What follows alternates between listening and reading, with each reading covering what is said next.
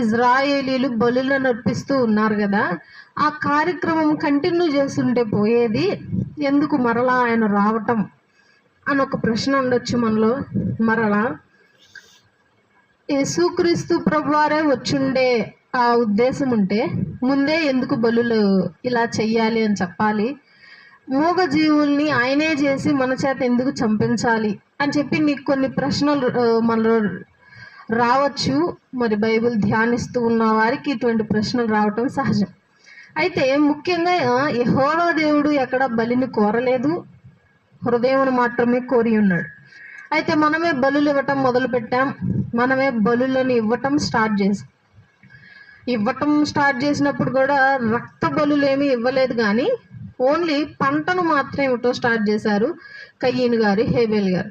ఆ తర్వాత పశువులను, పావురాళ్లను, ఇలాంటి వాటిని